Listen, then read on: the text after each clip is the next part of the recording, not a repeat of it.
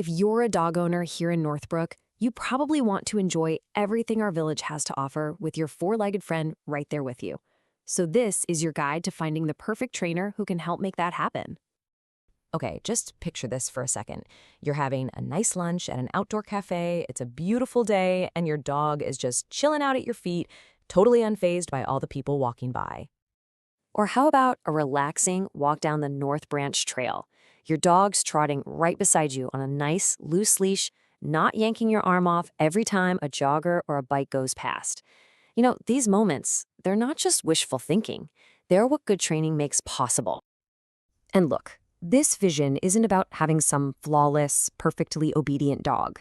It's really about having a confident buddy who can be a part of your life safely and happily, whether you're in a busy park or just walking down your own quiet street. I mean, think about the real-life situations you run into right here in town. We're talking about trying to get through a festival at Village Green Park, or walking past all those delicious smells from the restaurants on Shermer Road. Or how about keeping your dog's attention at a place as wide open as Techney Prairie Park? Good training sets your dog up for success in all of it. So, where do you even start? Well, the first step is just getting a feel for the different kinds of training that are out there. Let's break down the main choices you've got. Okay, the two big ones you'll see most often are in-home training and group classes. In-home is awesome because you're tackling behaviors right where they happen, like the doorbell barking or leash pulling on your actual block. Group classes, on the other hand, are fantastic for practicing things like focus when there are other dogs and people around. And of course, there are other options too. Things like day training, where a professional works with your dog and then teaches you how to keep up with the new skills. You've also got private lessons at a trainer's own space, or the more intensive board and train programs, where your dog actually stays at a facility for a while. All right, so once you have an idea of the format you're looking for, it's time to get into the nitty-gritty. And that means looking at a trainer's qualifications and, of course, what you should expect it all to cost. You're probably going to see some letters after a trainer's name. One of the most common is CPD-TK-K. Basically, this just means the trainer has passed a big standardized test on the science behind how dogs learn. It gives you a good baseline for their professional knowledge. Another one you might see is KPA-CTP. This certification comes from a really well-respected program that's all about positive reinforcement. So if you see this, you know that trainer is an expert in using reward-based methods. And that really gets to a crucial point. The best, most modern training is built on positive reinforcement.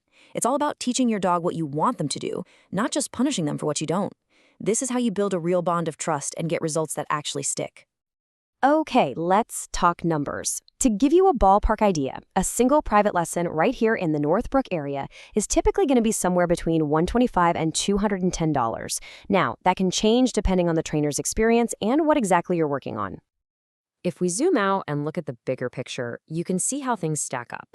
A puppy class that runs for a few weeks might cost a couple $100, while a full board and train program is obviously a much bigger investment. That really wide price range you see for board and trains often comes down to a trainer's years of experience, or if they specialize in tougher behavior cases.